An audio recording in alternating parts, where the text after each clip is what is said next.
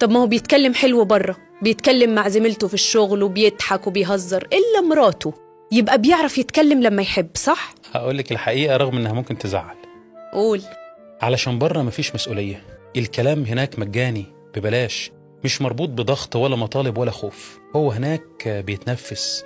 الراجل أوقات بيهرب في الكلام بره، مش علشان نقص حب، لكن علشان أحيانا مش بيعرف يعبر عن وجعه في مكانه الحقيقي أو مع شريكة حياته، علشان ما يبانش إنه ضعيف أو مش مسؤول، أو مثلا مش عايز يشيلها هم أكتر ما هي شايلة.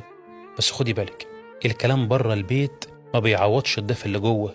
هو بيحاول يهرب من الضغط وبيفتكر إن هو كده بيرتاح، وفي الحقيقة ما بيرتاحش، لأن الراحة بره أشبه كده بحقن البنج، ما بتعالجش لكن بتريح الألم مؤقتا.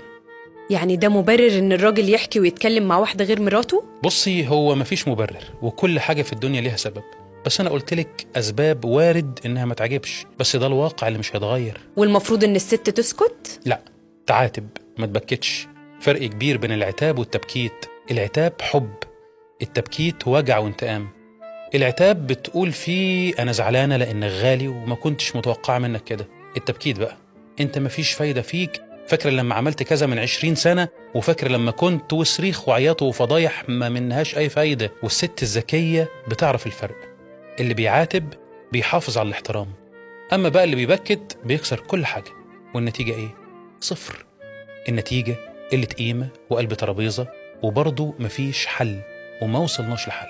يعني العتاب أفضل؟ طبعا العتاب هو الهوى اللي بيخلي العلاقة تتنفس، بس لازم يكون بميزان. العتاب لو زاد بيبقى شكوى، ولو اختفى بيبقى بعد. والمفتاح انك تختاري اللحظة والطريقة. ما تعاتبوهوش وانت متوترة او متضايقة او مجهدة. اختاري الوقت الصح، واكيد اللي هو مش وقت الغضب.